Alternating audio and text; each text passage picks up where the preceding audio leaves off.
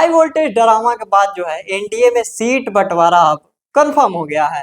एक तरफ चिराग पासवान कहा जा रहा था अपने बंगलों की चाबी लेकर घूम रहे थे, तो दूसरी तरफ जीतन मांझी जो है कवितों के तौर पर अपनी बातें रख रहे थे। वही उपेंद्र कुशवाहा ने भी कह दिया था कि ये जो मीडिया में चल रहा है वो सही नहीं चल रहा है, हम दिल्ली जा रहे हैं, मीटिंग हो रही है।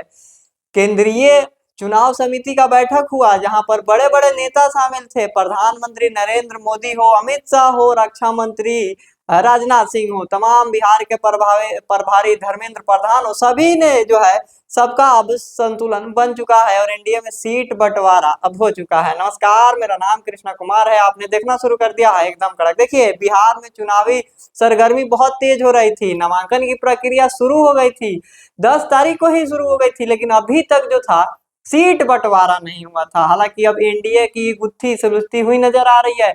एक तरफ जहां पर चिराग पासवान 40-45 सीटों के लिए जो है कभी दिल्ली जा रहे थे, कभी फोन स्विच ऑफ कर ले रहे थे, तो कभी हाई वोल्टेज जो है बयान दे रहे थे कि हम 243 सीटों पे चुनाव लड़ेंगे, तो दूसरी तरफ वो एक तरफ वो दिल्ली चले जाते हैं, दूसरी तरफ वो एलजेपी रामविलास के जो प्रभारी हैं अरुण भारती, वो जो है आपातकालीन बैठक बुलाते हैं, मंथन होती है। उसके बाद भाजपा और जदयू मिलकर जो है सम्राट चौधरी के आवास पर जो है मीटिंग करते हैं, हाई लेवल मीटिंग होती है जहां पर केंद्रीय शिक्षा मंत्री और बिहार के चुनाव प्रभारी धर्मेंद्र प्रधान रहते हैं, विनोद तावड़े रहते हैं, सम्राट चौधरी रहते हैं, विजय सिन्हा उप मुख्यमंत्री हैं वो रहते हैं, जेडीयू के तरफ से ललन सिंह रहते हैं, संजय झा रहते हैं और तमाम जो जेडीयू के शीर्ष नेता है वो लोग रहते हैं। उसके बाद ये जो है बिहार में मीटिंग के बाद ये लोग जो है दिल्ली जाते हैं, वहां पर हाई लेवल मीटिंग होती है। एक तरफ चिराग पासवान को नित्यानंद राय जो है मनाने के लिए उनके आवास पे पहुंचते हैं, दूसरी तरफ जो है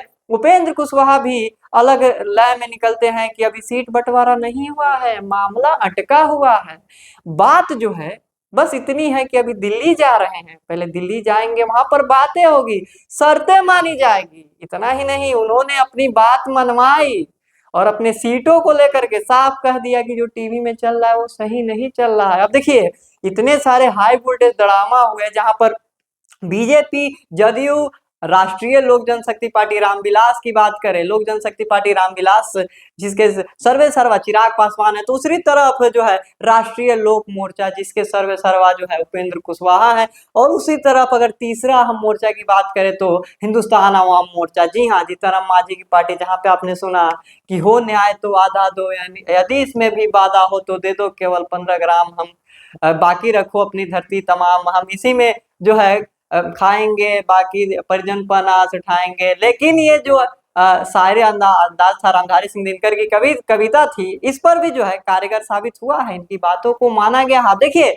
एनडीए में सीट बंटवारे को लेकर फाइनल हो चुका है। आपको बता दें कि इस बार जो है भाजपा हो या जदयू हो, दोनों सेम सीट पे लड़ रहे हैं। इससे पहले जो थी जो जदयू भी और भाजपा भी दोनों ज्यादा सीटों पे लड़ी थी, लेकिन इससे पहले जो थी लोक जनशक्ति पार्टी रामविलास नहीं थी, उसके जगह पर वीआईपी थी और हम थी। अब देखिए, बात इतनी है कि इस बार जो है अब थोड़ा समीकरण बदला हुआ है। पार्टी अब रामविलास पासवान के जो दो पार्टी बने वहां पर उसमें समीकरण बदला। दूसरी तरफ जनसुराज के संस्थापक प्रशांत किशोर भी इस बार एंट्री लिए हुए हैं। अब देखिए, ये सारी चीजें हो रही है। दूसरी तरफ एनडीए ने अपना सीट बंटवारा कर लिया, बीजेपी को 101 सीट, तो वही जदयू को 101 सीट, तो लोक जनशक्ति पार्टी रामविलास को 29 सीट। जी हाँ, वो 40 सीटें मांग रहे थे, लेकिन बात जो है 20 और 25 की हो रही थी, लेकिन उन्होंने अपनी बात मनवा ली है।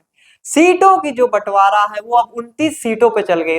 जो जो एलजेपी रामविलास है वो 29 सीटों पर, तो वहीं पर हम हिंदुस्तान आवाम मोर्चा जिसके सर्वे सर्वा जीतन मांझी हैं वो 6 सीट पर हैं। तो दूसरी तरफ उपेंद्र कुशवाहा भी पीछे नहीं, उनको भी 6 सीटें मिली हुई है। अब देखिए, चारों तरफ से जो है अब ये गठबंधन जो है मजबूत हो चुका है। उन्होंने पोस्ट भी कहा कि एक तरफ चिराग पासवान जो है कहते हुए नजर आ रहा है कि जहां पर प्रधानमंत्री नरेंद्र मोदी है वहां सम्मान की कोई जो है अटेंशन ही नहीं है कि वहां पे सम्मान मिलेगा ही।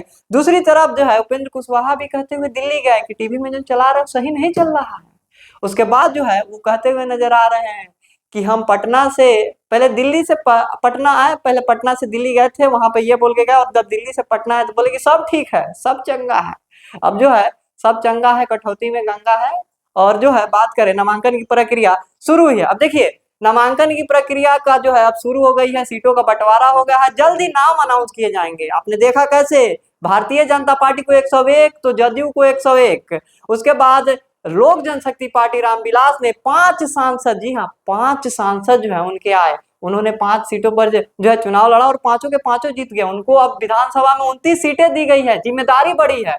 अब देखिए 243 विधानसभा में जो है अब देखना होगा कि कैसे जो है चिराग पासवान की अब की बार पार्टी और नेतृत्व कैसा रहता है, ये मायने रखेंगे। वही दूसरी तरफ उपेंद्र कुशवाहा की पार्टी को भी 6 सीटें मिली हुई है, दावेदार है। अब देखना होगा कि जीतनराम मांझी और अब जो सीटें कटी हुई है ये भी मायने रखती हैं। देखिए अब जो सीटें कटी हुई है कुछ कुछ जो जेडीयू की और बीजेपी की, अब कौन से सीट ये लोग जो है अपने देंगे। दूसरी तरफ चिराग पासवान ने भी अपनी जो है कुछ सीटों को जो है रखी थे कि हम जदयू के वहां पर सिटिंग विधायक थे, ये भी देखना होगा कि अब सीटों का बंटवारा कैसे होगा। ये तो जो है इतनी संख्या दे दी गई है, सीटों की लिस्ट आनी बाकी है, कौन सा सीट किसको मिला हुआ है, ये जानने के लिए हमारे साथ बने रहे। तमाम अपडेट के लिए सब्सक्राइब करें हमारे चैनल को और एकदम कड़क देखते रहे।